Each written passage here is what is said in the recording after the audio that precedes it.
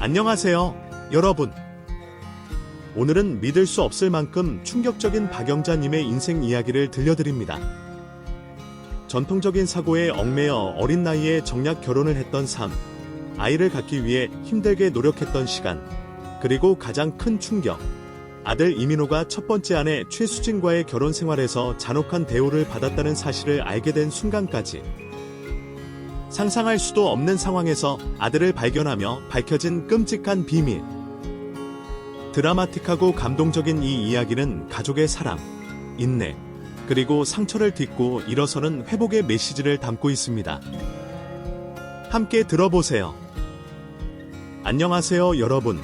저는 올해로 62세를 조금 넘은 여성, 박영자예요. 제가 이 나이에 이곳에 사연을 보내게 된 이유는 몇 년 전에 겪었던 아주 황당한 일을 말씀드리려고 합니다. 정말 세상 살다 보니 별의별 일이 다 있어도 제게 이런 일이 일어날 것이라고는 상상도 하지 못했네요.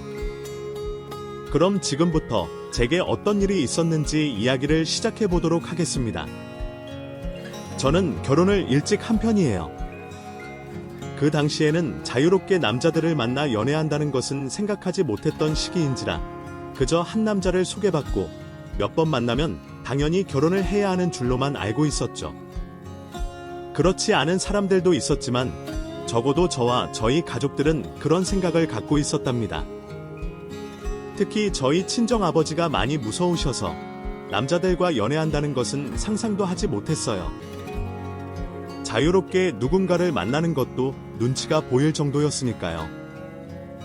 아버지가 자주 말씀하시는 말은 꼭 여자들은 니라는 말이 들어갔었거든요. 여자들은 이러면 안 된다, 저러면 안 된다 식으로 말씀을 하셨기 때문에 저는 늘 억압받고 자유롭지 못한 생각 속에 사로잡혀 있었는지도 모르겠습니다. 제가 학교를 끝나고 조금만 늦게 오면 아빠는 불같이 화를 내시며 말씀하셨어요.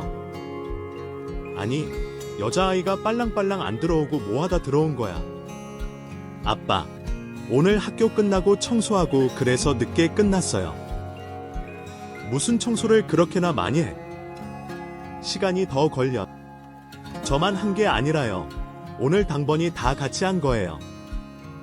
청소하고 빨랑 온 거 맞는 거야. 여자애들은 빨랑빨랑 다녀야 되는 거야. 무슨 말인지 알아?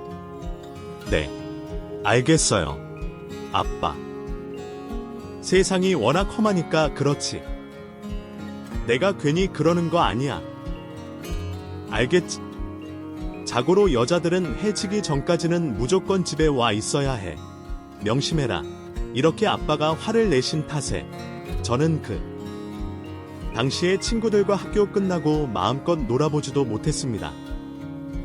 제 위로 오빠 2명이 있었는데 오빠들은 밤늦게도 잘 돌아다니고 했는데 유독 저한테만 그렇게 하셨어요. 밤늦게 돌아다니면 걱정이 돼서 그런다고 말씀하시기도 하셨지만 그때 당시 저는 아빠의 그런 부분을 이해하기 힘들었어요. 걱정스러운 마음도 물론 있으셨겠지만 시골에서 농사를 짓는 옛날 분이라서 그러신지 여자에 대한 고정관념이 상당히 많으신 것 같다고 생각이 들었답니다. 그러나 아빠 밑에서 자란 오빠들 역시 저를 똑같이 대했어요.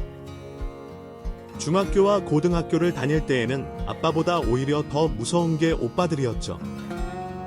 특히나 시골 작은 마을이었기 때문에 제가 다른 집 아들과 친하게 지내는 모습만 봐도 오빠들은 불같이 화를 냈어요. 너 이놈. 이 기집애가 다 커서 남자애들이랑 그렇게 히히덕거리며 놀아? 뭐라고? 그냥 친한 애들이야. 나 어렸을 때부터 한 동네에서 자란 애들이야. 그건 어릴 때 얘기고 네가 아직도 어리진 않잖아. 다 커가지고 남자애들이랑 그렇게 히히덕거리며 말라고. 오빠, 왜 그리 오빠까지 그래? 오빠도 맨날 여자친구들이랑 자주 어울려 놀고 그랬잖아. 왜 나만 안 되는 건데?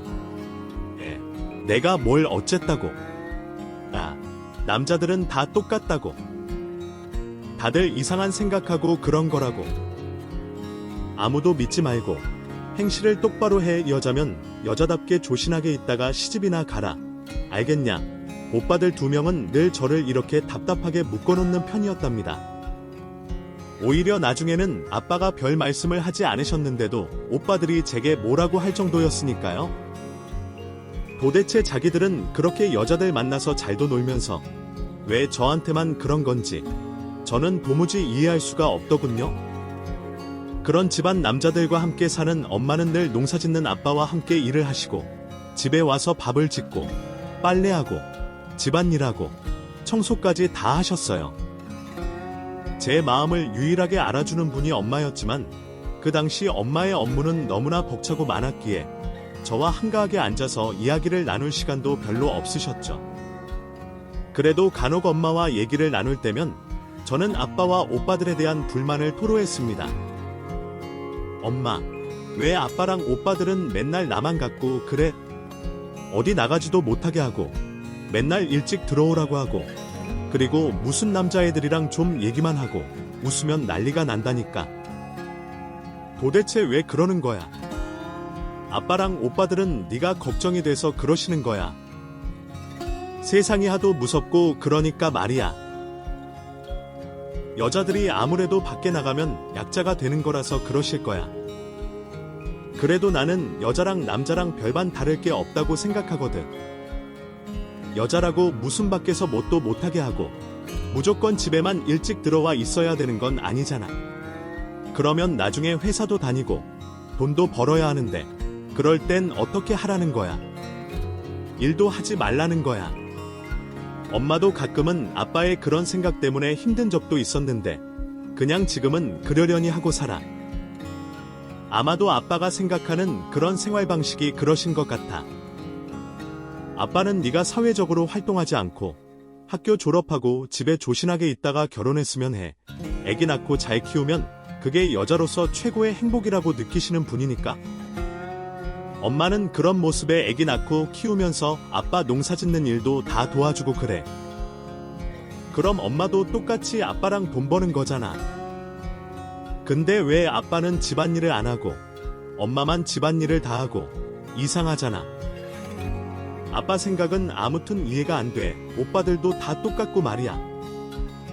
난 그래서 아빠랑 오빠가 하는 말은 싫어. 엄마는 한편으로는 제 얘기를 이해하면서도 다른 한편으로는 어느 정도 수긍하라고 하셨어요. 세상엔 어쩔 수 없는 것들도 있다고 하시면서요.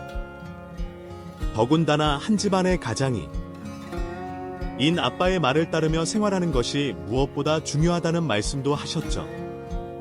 그렇지만 여자로서 엄마가 느꼈던 박탈감 같은 것이 있었고 제가 그걸 똑같이 느끼는 것은 참 안타깝다고 하셨습니다. 그때 엄마는 정말 이러지도 저러지도 못하시는 입장이었던 것 같아요. 엄마 역시 시골분이라서 사회적인 경험도 없으셨고 자신의 주장을 강하게 내비치는 일도 거의 없으셨기에 자신이 그렇게 생각하지 않더라도 어쩔 수 없이 아빠의 의견을 따르셨어요. 저는 그렇게 고등학교를 졸업한 후에는 아빠의 바람대로 집에만 있었어요. 엄마가 일하시는 밭일을 조금 도왔고 집에서 빨래, 설거지, 청소, 밥하기를 하면서 주부의 삶을 미리 연습해 볼 수 있었죠. 해도 끝이 없는 이놈의 집안일은 그때부터 저를 힘들게 했습니다. 농사일을 많이 하지도 않는 저도 이렇게 힘든데 엄마는 오죽하시겠어요. 정말 엄마가 그 당시에 하셨을 고생을 생각하면 지금도 마음이 아플 정도랍니다. 그렇게 시간이 흘러가면서 저는 아빠가 소개시켜주는 사람을 만나게 됐어요. 고등학교를 졸업하고 딱 2년 후 일이었으니까 22살이 막 되었을 때였네요. 다른 마을에 사는 누구지 아들이라고 하시면서 공장에 다니는 성실한 남자니까 결혼하라고 딱 말씀을 하셨죠. 조기, 저 건너 마을에 있는 집 아들이란다. 내가 여기 이정님 통해서 소개받은 사람이 있게 확실할 거야. 너보다 7살 많다고 하는데 군대도 다녀오고 아주 다부지고 성실한 값이야. 올해 안으로는 시집 가야 해. 아빠, 무슨 시집이에요? 제가 아직 22살밖에 안 되는 거려. 그리고 아직 만나보지도 않은 사람한테 무슨 시집 얘기를 해요. 난 아직 시집갈 생각 없어요. 아니, 다 큰 여자가 언제까지 이렇게 집에 있을 거야. 남들이 이상하게 생각하는 거야. 자고로 여자는 나이가 차면 얼른 집에 가야 하는 거야. 알아? 아빠, 나는 취직해서 일도 하고 싶고 돈도 벌고 싶어요. 그리고 연애도 해보고 싶고 하고 싶은 게 많다고요.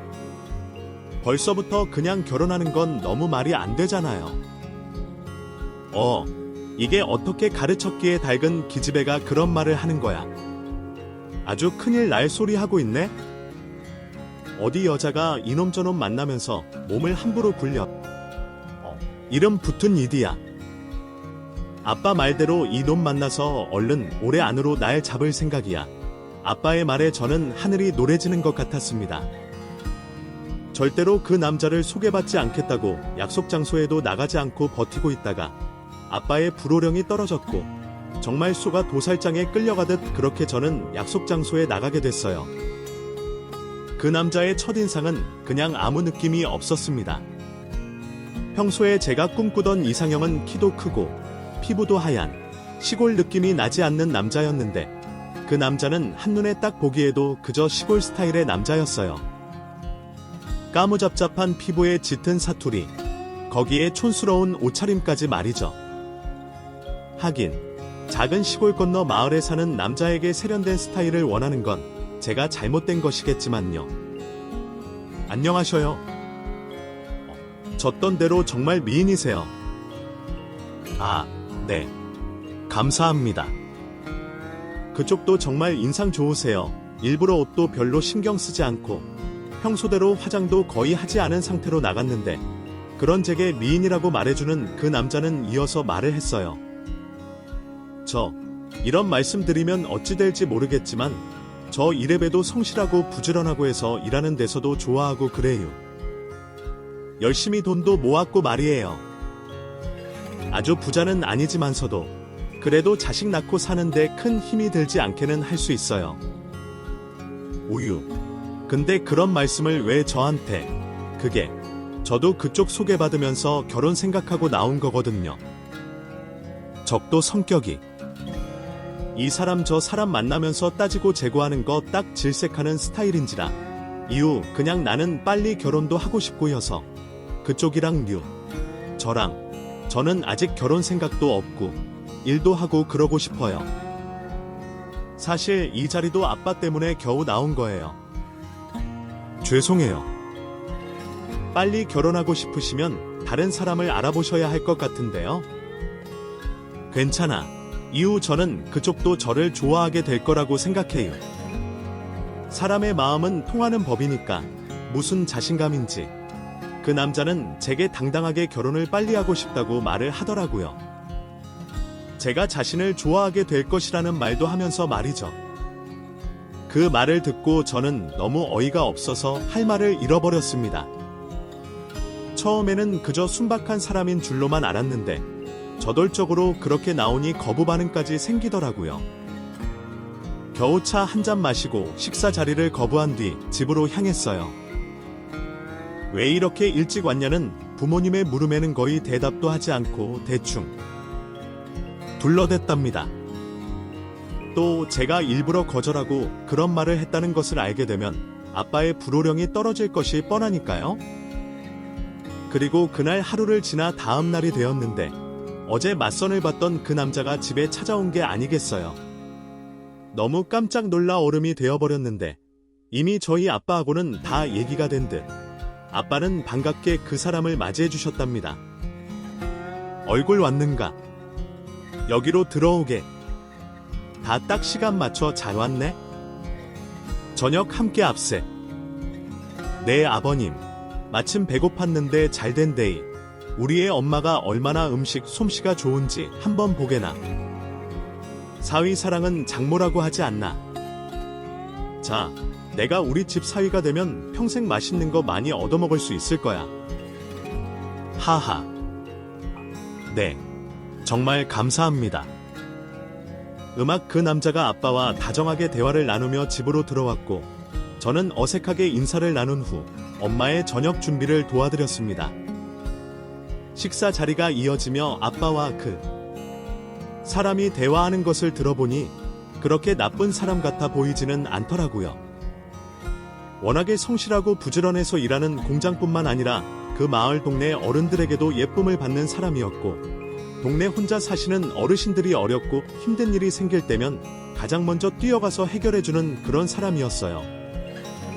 그래서 그 마을에서는 이 남자가 없으면 안 된다 싶을 정도라고 하는 얘기를 아빠가 다 알고 계시더군요. 오랫동안 알고 지켜봤던 그 남자가 평생 저와 함께 살 사람으로 괜찮아 보이셔서 소개를 시켜주신 것이라는 걸 알고 저는 조금은 마음의 문이 열리기 시작했습니다. 그저 아빠라는 사람은 무조건 빨리 시집이나 가라고 하는 고리타분한 생각을 갖고 있어서 답답하다고만 느껴졌는데, 이런저런 것들을 알고 나니 긍정적인 생각도 들더라고요. 그렇게 그 남자에 대한 마음이 조금 열리기 시작한 후부터는 자꾸만 그 남자의 좋은 점만 보이기 시작했어요. 저희 집에 아주 자주 인사를 드리러 왔고, 제게 촌스럽지만 따뜻한 장갑과 목도리도 선물로 해줬답니다. 몇 번 저희 집에 찾아온 이후에는 밖에서 시간 약속을 잡아 따로 만남을 가졌고, 5번 정도 함께 밥을 먹고 난 후에는 결혼 얘기가 나왔어요. 워낙에 아빠와 그 남자의 집하고는 잘 아는 사이였기 때문에 따로 결혼을 준비하면서 힘든 과정은 전혀 없었습니다. 오히려 집안에 경사가 난 일이니 모든 사람이 즐거워하는 분위기만 계속됐죠. 저도 그 사람이 싫지는 않았어요. 촌스럽긴 했지만 워낙 착하고 성실한 사람이라서 남자로서 듬직하다는 생각은 있었죠. 다만 여자라도 취직도 하고 밖에 나가서 돈도 벌면서 사회 경험을 하고 싶은 제 꿈은 무너지고 말았습니다. 아까워도 이루기 힘들었던 집안 환경이었는데 결혼까지 하는 마당에 그 일이 어떻게 가능하겠어요. 저는 그렇게 번갯불에 콩을 부어 먹듯 결혼을 하게 됐고, 남편이 다니던 공장과 가까이에 있는 곳으로 신혼집을 차렸습니다. 그곳은 친정과 시댁이 모두 멀지 않은 고지였기 때문에 결혼하고 나서도 저는 자주 친정과 시댁을 오갈 수 있었어요. 양가 부모님 모두 하루라도 빨리 자손을 낳으시길 바라셨다면 저희 부부는 결혼 후 바로 아이를 가지려고 계획을 세웠습니다. 결혼만 하면 당연히 아이는 바로 생기는 줄로만 알고 있었죠. 몇 달이 지나고 1년도 지났는데 이상하게 저희에게는 아이가 생기지 않는 겁니다. 여보, 생각보다 아이를 갖는 것이 힘이 드네요. 벌써 결혼한 지 1년 반이 지났는데 말이에요. 그러게나 말이오. 당신, 저 내일 한약방 가서 한약 한 재 지어. 내가 돈 줄 테니 말이야. 한약은 무슨 한약이에요?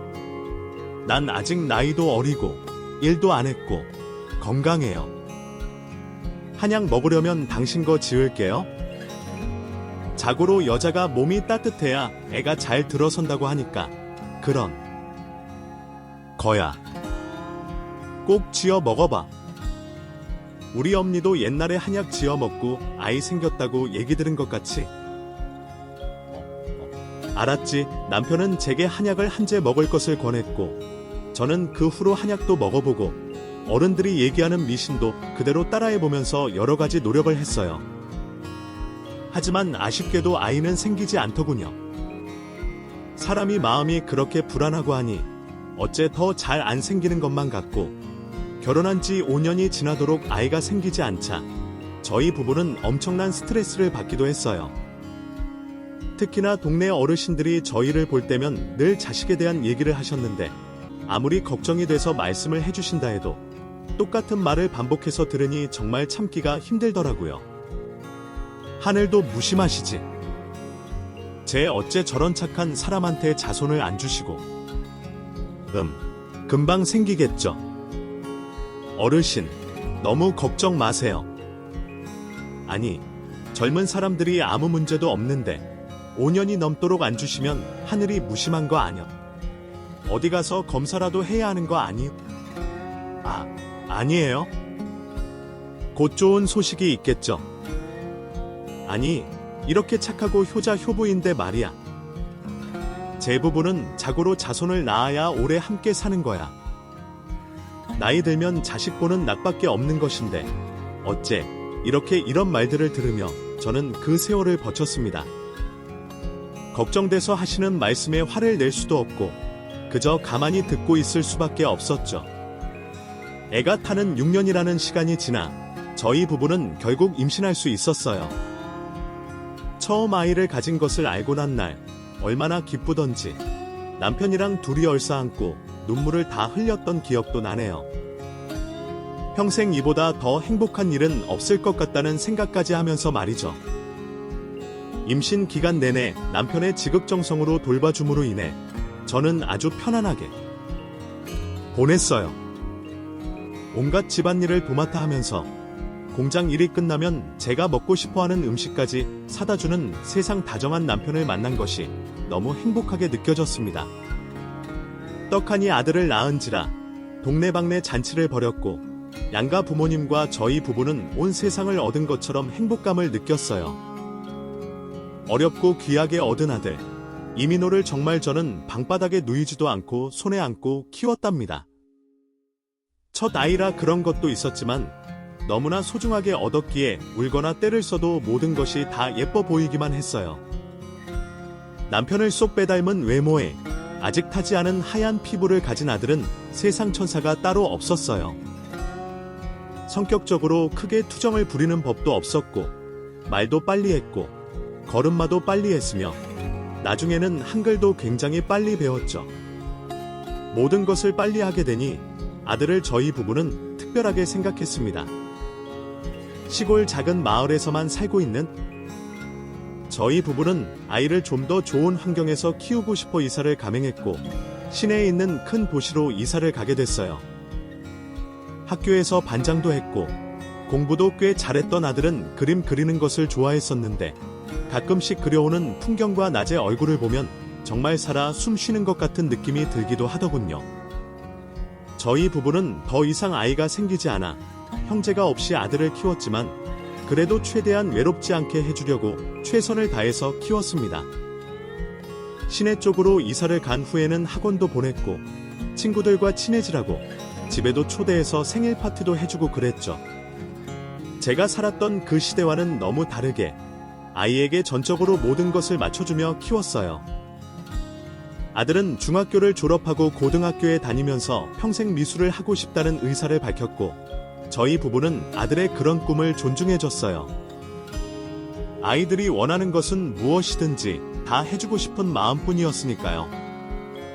조금 늦게 시작한 감은 있었지만 워낙에 어린 시절부터 혼자서 그림 그리는 것을 좋아해서 많이 그렸던 터라 미술학원 선생님도 매우 긍정적으로 말씀을 해주시더라고요.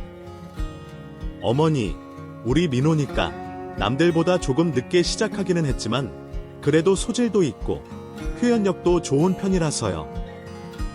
4년제 미술대학교에 진학은 할 수 있을 것 같아요. 그 후에는 어떻게 하느냐에 따라서 더 나은 미래로 도약할 수도 있는 거고요. 그저 어머님께서는 민호가 공부와 미술 둘 다 잘할 수 있도록 곁에서 많이 도와주세요. 어머나, 선생님, 정말이요. 제가 워낙에 이쪽 분야는 잘 몰라서요. 그저 감사합니다. 성적도 떨어지지 않도록 제가 최대한 신경 쓸게요. 선생님, 감사합니다. 너무 감사해요. 그저 저희 아들 잘 좀 부탁드려요. 아들은 미술학원 선생님을 잘 만난 덕에 더욱더 미술에 흥미를 갖고 공부하기 시작했고 타고난 감수성으로 표현력도 더더욱 상승해 나갔습니다. 3년을 열심히 공부한 끝에 산연제 미술대학교에 진학하게 됐고 군대도 다녀오고 무사히 졸업까지 할 수 있었어요. 처음에는 미술로 유학을 가야 하는 것이 아닌가 하는 생각도 들었고 대학원을 진학해야 하는 것도 생각해봤지만 아들 민호가 저희 집안 형편을 너무나 잘 아는지라 스스로가 거대한 꿈은 포기해버리고 말더라고요. 엄마, 저는 그저 아이들을 가르치면서 소소하게 그림도 그리고 그렇게 사는 게 꿈이에요. 외국까지 나가서 공부도 하고 그러면 좋겠지만 저는 그렇게까지 하고 싶지는 않네요. 제가 도움받은 것처럼 어려운 아이들도 잘 가르치고 도움도 주고 싶어요. 아들, 능력 없는 엄마 아빠라 미안하구나. 그래도 엄마 아빠는 네가 원한다면 무리를 해서라도 유학 보내주고 싶어. 남들 다 간다는 대학원도 보내주고 싶고 우리 아들이 원하는 건 다 해주고 싶어. 혹시 우리 사정 때문에 그런 거라면 다시 한번 생각해봐. 아니에요. 엄마. 오랜 생각 끝에 내린 결론이에요. 제가 좋아하는 일을 하면서 사는 게 무엇보다 가장 행복한 일 맞잖아요. 제가 욕심이 크고 꿈이 있었으면 진작에 말씀드렸을 거예요. 저는 지금 이대로가 좋아요. 선배가 운영하는 미술학원의 선생님이 필요하다고 해서 벌써 다 얘기도 해놓은 거려. 아들은 그저 선배가 운영하는 미술학원에서 강사로 일을 하고 싶다는 뜻을 내비쳤습니다. 대학교에 가보니 자신보다 훨씬 더 그림을 잘 그리는 친구들도 많아서 자신은 그런 친구들과 피 튀기는 경쟁은 하기 싫다고 했어요. 그저 자신이 가진 능력으로 아이들을 잘 가르쳐보고 싶다는 꿈을 갖고 있었기에 저도 그 뜻을 존중해줬습니다. 아들이 그렇게 결정을 내린 후 집과 조금 떨어진 미술학원에 취직을 하는 바람에 저희 부부는 아들을 위해 작은 전셋집 하나를 구해줬어요. 독립할 나이도 됐고 집과 너무 거리도 멀었고 했으니까요. 민호는 그곳에서 지내면서 선배를 따라 여러 미술 관련 협회의 일도 한다고 하더군요. 그곳에서 새로운 사람들도 만나게 됐고 자신이 평소에 좋아하던 그림을 그리는 화가님도 만날 수가 있었다며 흥분된 목소리로 얘기를 한 적도 있었어요. 아들의 선배는 서울에서 어린 시절부터 미술을 공부하면서 자랐기에 인맥이 상당히 넓었던 것 같아요. 저도 그런 선배와 함께 일을 하고 있는 아들의 앞날이 밝아질 것만 같아서 내심 기대도 많이 하고 있었습니다. 그로부터 8개월쯤 지났을까 연락도 자주 하고 집에도 자주 내려오던 아들이 갑자기 연락이 뜸해지더군요. 워낙에 일이 바빠서 그런 거라 생각을 하고 있다가 딸랑 아들 하나만 바라보고 살다가 연락이 잘 안 와서 너무 허전한 마음에 저는 아들의 자취집에 찾아가 봤어요. 한광 벨을 눌렀더니 왜 낯선 여자가 떡하니 나오는 겁니다. 저는 너무 화들짝 놀랐고 아들을 찾는다는 말을 하자 그 여자는 자신은 이사 온 지 얼마 되지 않았고 혼자 살고 있다고 말을 하더라고요. 분명히 저희 부부가 직접 구해준 집인데 이사를 가다니 너무 당황스러워 깜짝 놀란 마음에 아들에게 바로 전화를 걸었더니 아들은 미안하다고 하며 사정이 있었다는 말을 했습니다. 엄마, 그게 죄송해요. 사실은 지금 제가 여자친구 집에 잠시 살고 있어요. 여자친구? 아니, 민호야. 그럼 지금 여자친구랑 동거를 하고 있다는 말이야. 그게요. 좀 그렇게 됐네요. 너무 갑작스럽게 일어난 일이라서 이번 주에 제가 내려가서 설명드리려고 했는데 아니, 아들아. 엄마 지금 너무 놀라고 당황스러워서 도대체 아들 말이 귀에 들어오질 않아. 이게 무슨 일이야? 생전 거짓말 한 번 안 하던 네가 이렇게 큰 일을 왜 엄마 아빠한테 말도 안 하고 상의도 없이 이러니? 엄마, 죄송해요.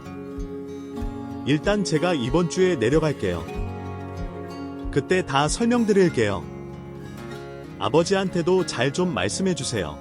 아들은 정말 깜짝 놀랄 만한 말을 전했습니다. 여자친구를 갑자기 사귀게 됐는데 자신의 전셋집을 빼고 여자친구의 집에서 함께 동거를 한다니 저로서는 도저히 이해하기가 힘들었죠. 생전 거짓말도 한 번 안 하고 숨기는 것 없이 착하게만 자라줬던 아들의 이런 모습에 너무나 놀랄 수밖에 없었어요. 이윽고 주말이 되어 아들이 집에 내려왔고 황당한 얘기를 저와 남편 김동현에게 말했죠. 아버지, 엄마, 실은 여자친구가 미술학회의 임원진인데요. 나이는 저보다 5살 위고 해외 유학파 출신이고 집안 부모님도 미술계 쪽에 계세요.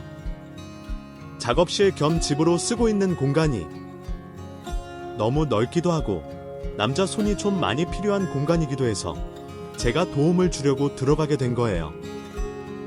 미리 말씀 못 드려서 죄송해요. 아니, 뭐가 어쩌고. 첫째, 너보다 5살 위고 집에 남자 손이 많이 필요한 공간이라고. 너, 그럼 그 집에서 일을 하고 있다는 소린 거니? 집에서 남자 손 필요할 게 뭐가 있다고 그래? 그 집 당장 가보자.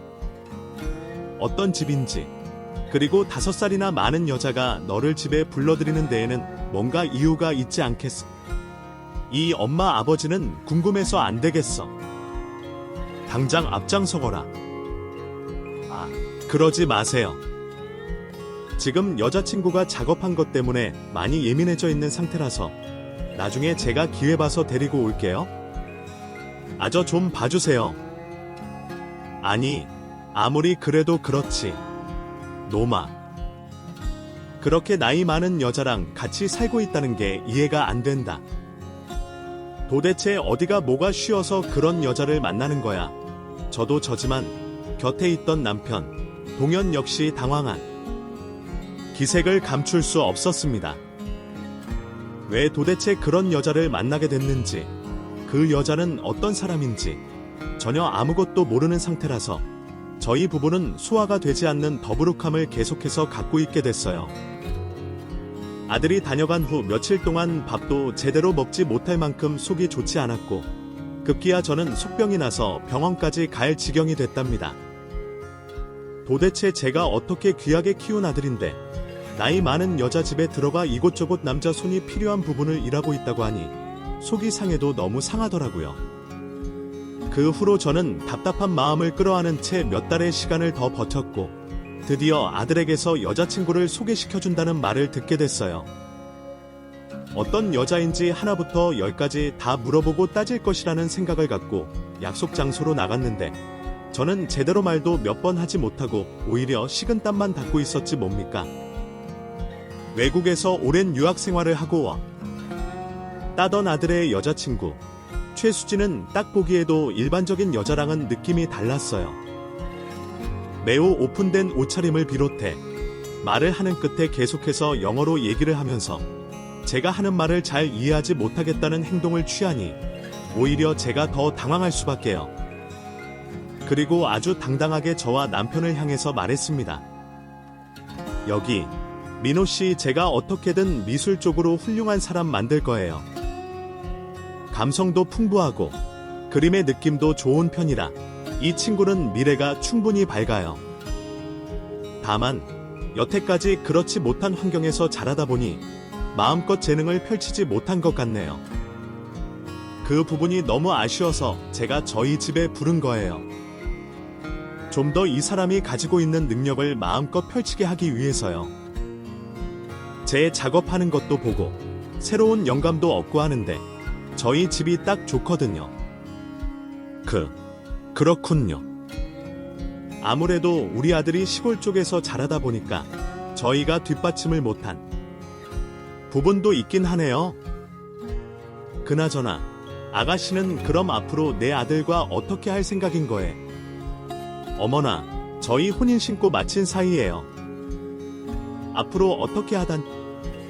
법적으로 이미 부부라고요. 커플 함께 살기 시작한 후부터 저희 그렇게 살아왔는데. 뭐라고요? 혼인신고. 우리 아들, 이게 무슨 소리니? 혼인신고라니, 이미 아들과 여자친구는 혼인신고까지 마친 상황이라는 충격적인 말을 들었습니다. 아무리 개방적인 사고를 갖고 외국 생활을 많이 했다고 해도 그렇지, 이렇게 부모님 상의도 없이 결혼도 하지 않은 상태로 같이 살고 혼인신고를 멋대로 했다는 사실에 경악을 금치 못했어요. 하지만 그 여자는 눈 하나 깜빡하지 않고 자신의 말을 계속해서 이어갔죠. 혼인신고가 나쁜 건 아니잖아요. 그저 단지 증명하는 증명서일 뿐이에요. 저희 부모님도 이런 부분에서 저한테 노터치 하시고요. 너무 이상하게 생각하지 마세요. 외국에서는 전혀 문제될 것이 없다고요. 저희 이미 성인이고 누군가한테 이런 걸 허락받는 건 이해하기 힘들어요. 두 눈을 똑바로 뜨고 자신의 의견에 또박또박 말하는 그녀를 보니 저와 남편은 오히려 아무 말도 할 수가 없었습니다. 그렇게 며느리와의 처음 만남은 끝이 났어요. 소개를 시켜주는 자리인지, 허락을 받는 자리인지, 그런 것도 아무것도 모르겠고, 그저 자기네들은 혼인 신고까지 마친 상태라고 제게 통보를 하는 자리인 것 같았습니다. 황당하고 또 황당해서 일주일을 끈끈이 알아누웠고, 남편도 속이 이상한지 아무 말도 하지 않고 며칠 내내 술만 마시고 있었죠. 금이야 오기야 어렵게 낳은 아들 하나를 뺏긴 기분이랄까, 배신감이랄까, 여러 가지 감정이 혼재된 채로 저희는 며느리를 맞이할 수밖에 없었습니다. 그 후 며느리의 뜻에 따라 사돈 집에 으리으리한 마당 정원에서 양가 부모와 친척만 모인 채로 하우스 웨딩인지 뭔지가 열렸고, 저희 부부는 주변 지인들에게 아들이 결혼했다는 사진밖에 보여줄 수가 없었습니다. 아무리 가진 것이 많고 능력이 있다 해도 시부모를 이런 식으로 무시하는 며느리와 사돈댁을 이해하기가 힘들더라고요. 하지만 워낙에 미술 쪽에서 명망도 있고 능력도 있는지라 저희 아들의 미래를 잘 해준다고 하니 솔직히 그 부분 때문에 참을 수밖에 없었습니다. 아들을 그렇게 빼앗긴 것처럼 결혼을 시켜놓고 마음이 어찌나 쓰린지 생전 없던 위험까지 걸려버리고 몸도 말이 아니었죠. 먼저 전화를 해도 잘 받지 않는 아들, 그리고 생전 전화 한번 하지 않는 며느리. 손주는 언제 낳을지 기약도 없이 기다리기만 하는 상황에 저희 부부는 점점 지쳐갔어요. 특별한 날이 있을 때에도 저희가 먼저 아들이 살고 있는 그 집에 가서야 만날 수가 있었죠. 그렇게 아들의 결혼 생활이 2년쯤 지속됐을까, 가끔씩 보는 아들의 모습이 점점 이상해지기 시작했습니다. 제 뱃속으로 낳은 자식인데 제가 왜 모르겠어요. 셀 눈치를 보면서 말도 제대로 하지 못했고, 선배가 운영하던 미술학원에 더 이상 출근하지 않는다는 말도 들었죠. 특히나 며느리가 대동하는 자리에서는 며느리의 눈도 제대로 마주치지 못한 채로 손발을 벌벌 떨고만 있더군요. 생전 그러지 않던 눈 깜박거림 같은 증상도 생겼는데 나중에 알고 보니 이게 틱이라고 하는 것이더라고요. 게다가 말도 더듬더듬 하는 것이 꼭 무슨 약간 모자란 사람처럼 행동을 하더군요. 그런 모습을 지켜보는 저는 아들의 눈을 마주치며 이런저런 얘기를 해봤지만 아들은 제 말에는 귀를 기울이지도 않고 계속 딴 얘기만 했습니다. 그리고는 며느리가 무슨 말 한마디만 하면 벌벌 떨면서 안절보절 못하더니 급기야는 무슨 며느리가 조종하는 인형처럼 행동하는 모습도 보였습니다. 그런 모습을 서너 번 본 저는 뭔가가 너무 수상했어요. 사람을 바보로 만드는 것이 아닌가 싶기도 하고, 도대체 아들네 집에서 무슨 일이 일어나길래 애가 저렇게 된 건가 싶었죠. 며느리는 그저 저희 부부가 무슨 말만 하면 잘 몰라서 하는 말이다, 아티스트의 세계는 원래 이렇다 등 이런저런 말들로 둘러대면서 저희를 무시하기만 했었기에 저는 더 이상 참고 있을 수만은 없었습니다. 제 아들에게 도대체 무슨 일이 일어나고 있는지 제 두 눈으로 직접 확인해야 했어요. 저는 아무 말도 하지 않고 어느 날 갑자기 아들이 살고 있는 집으로 찾아갔습니다. 작업실과 집을 함께 쓰고 있는 그 집은 결혼 전부터 며느리가 혼자 살고 있던 집인데 마당에 큰 개 2마리를 기르고 있었고, 넓은 마당에 지하실까지 따로 갖춰져 있을 만큼 넉넉하고 부유한 형태였어요. 다만 작업을 한다는 핑계로 온 집안에 어두컴컴하게 해놓고 빛이 잘 통하지 않게 한다는 것이 단점이긴 했죠. 택시를 타고 아들 집으로 가서 문 앞에 서서 초인종을 눌렀습니다. 그랬더니 그 순간 평소에는 계집에 묶여있던 큰 개 2마리가 마당을 뛰어다니며 저를 보고 시끄럽게 짖고 있는 거예요. 저는 너무 무섭기도 하고 불안한 마음이 들기도 했지만 얼른 제 아들의 상태가 궁금해서 계속해서 초인종을 눌렀죠. 시간이 지나도 아무 인기척이 없자 저는 며느리와 아들에게 전화를 걸었습니다. 둘 다 전화를 받지 않고 있던 그 찰나 순간 겁에 질린 아들의 목소리가 들리는 거예요. 철이 끝. 가까이 오지마. 희미하게 들려오는 아들의 목소리에 현관문에 귀를 갖다 대면서 아들의 이름을 불렀어요. 민호야. 민호, 너 거기 있는 거야? 있으면 대답 좀 해봐. 엄마, 혼만 하다. 무서워, 너. 그게 무슨 소리야? 뭐가 응? 말을 좀 해봐. 아들아, 아들. 걔 무서워. 엄마, 나 못 움직여. 나 살려줘. 다들이 울면서 떨리는 목소리로 살려달라는 말을 했고, 저는 그 순간 이성을 잃었어요. 그리고 얼른 그 주변 마트에 있는 아저씨한테 도움을 요청해서 열쇠 수리공을 불러달라고 했죠. 한 10분쯤 지났을까? 마침 열쇠 수리공 아저씨가 그곳에 도착해서 현관문을 열었는데, 저는 정말 그 자리에서 실신하는 줄 알았습니다. 멀쩡한 제 아들이 커다란 계집에 개 목줄을 차고 들어가 앉아있더군요. 혼합 세상에. 후문에 이게 무슨 꼴이야? 세상 천지에 어째 이런 일이. 허나, 어머나, 민호야. 아들, 네가 왜 여기 있어? 엄마, 혼마, 아저씨, 여기 우리 아들 좀 살려주세요. 얼른 경찰 좀 불러주세요. 제발요. 희고야, 세상에. 황당한 모습의 열쇠 수리공 아저씨는 아들에게 채워져 있던 개 목줄을 풀어줬고, 아들은 그 자리에서 그만 털썩 쓰러져 버렸습니다. 곧이어 응급차와 경찰들이 도착을 했고, 이런 상황은 정말 처음 본다며 경찰들마저도 경악을 금치 못하더군요.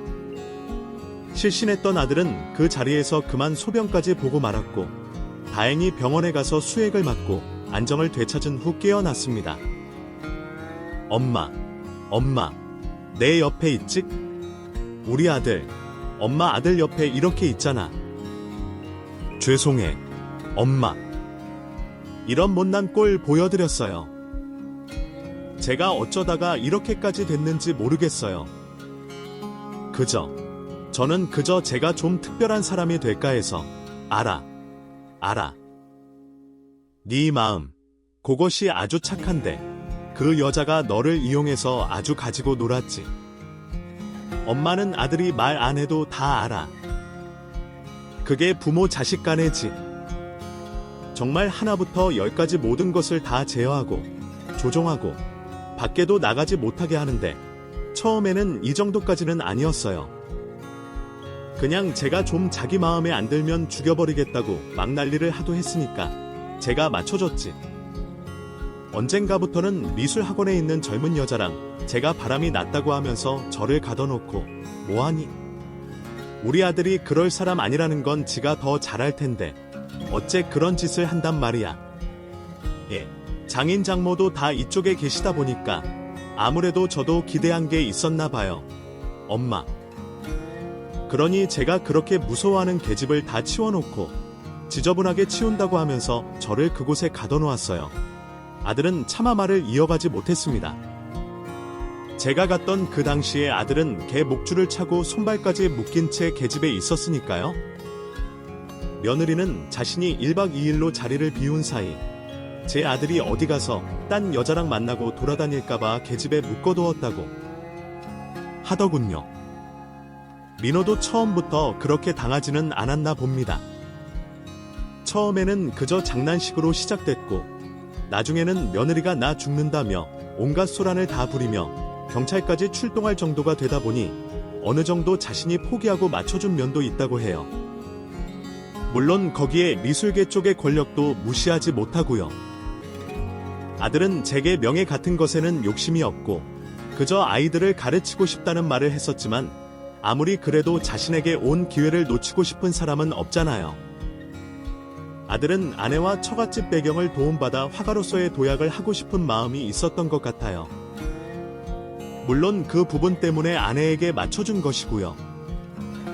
5살이나 많은 여자의 집에 들어가서 산다고 했을 때부터 제가 알아봤어야 하는 건데 이제서야 알게 된 제 자신이 너무 한탄스러웠습니다. 그동안 아들이 얼마나 충격을 받았을지 상상만 해도 오금이 다 저릴 정도예요.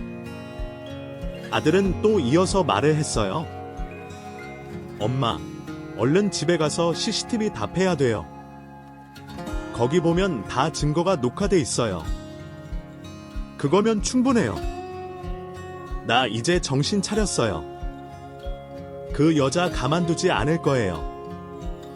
나한테 그동안 했던 짓, 그리고 집안에 작업한답시고 다른 남자까지 끌여들여서 온갖 더러운 짓 한 거, 다 그 안에 있을 거예요. 저기 암시한다고 아무데도 못 가게 하고 집안 구석구석 CCTV를 다 달아놨거든요. 그 해. 얼른, 그럼 가보자. 얼른 가서 다 찾아보자꾸나. 아들과 저는 병원에서 나와 얼른 다시 집으로 향했고, 다행히도 CCTV의 녹화 영상을 모두 다 찾을 수 있었습니다. 아들은 그 증거를 가지고 경찰서로 향했는데, 경찰 조사를 받는 와중에 아들의 심각한 우울증 증세를 확인할 수 있었어요.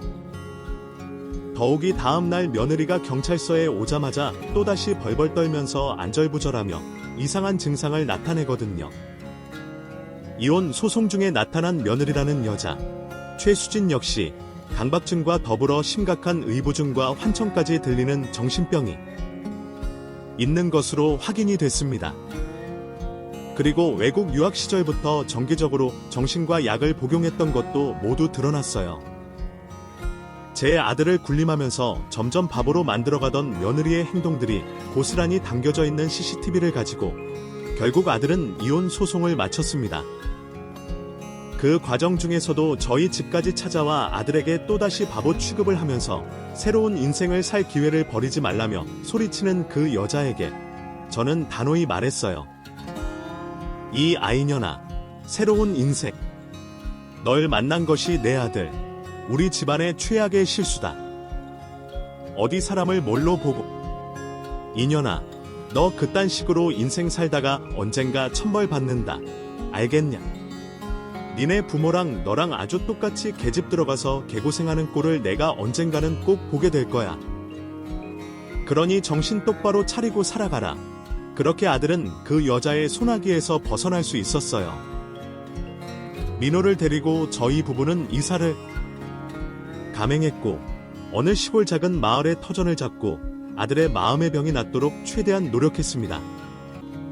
그리고 그 병이 거의 나아질 때쯤 작은 미술 학원을 오픈했고, 한켠에는 작은 작업실까지 마련해줬어요. 아들은 점차 회복되면서 예전에 그의 착하고 다정다감한 모습을 되찾아갔고, 마음의 안정도 찾아갔답니다. 지금은 어떻게 살고 있는지 궁금하시죠? 아들은 그 후로 착하고 참한 여자를 만나 결혼을 해서 아이 둘 낳고 행복하게 잘 살고 있어요. 새 며느리도 고등학교 때까지 미술을 공부했었다면 학원을 함께 운영하고 있고, 저희 부부에게도 얼마나 잘해주는지 모릅니다. 덕분에 저는 손주 녀석 둘을 봐주느라 눈코 뜰 새 없이 바쁜 나날을 보내고 있고요. 사람의 인연은 다 따로 있는가 봅니다.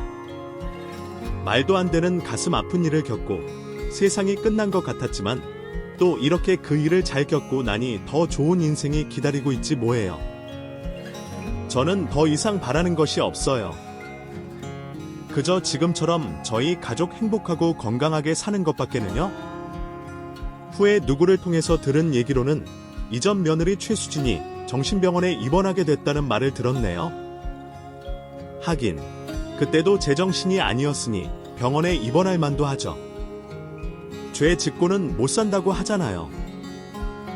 다 그 여자가 자신의 죄값을 치르는 것이라고 생각합니다. 제 사연은 여기까지예요. 긴 사연 들어주셔서 너무 감사드립니다. 박영자님의 감동적인 이야기를 끝까지 들어주셔서 감사합니다. 이 이야기가 여러분의 마음에 다 가족의 사랑과 강인함에 대한 소중한 교훈을 전했기를 바랍니다. 좋아요를 누르고 댓글로 여러분의 감상을 나눠주시고 이 영상을 공유하여 더 많은 사람들에게 이 이야기를 전해주세요. 채널 구독과 알림벨을 눌러 더욱 의미 있는 실화들을 놓치지 마세요. 다음 영상에서 다시 만나요.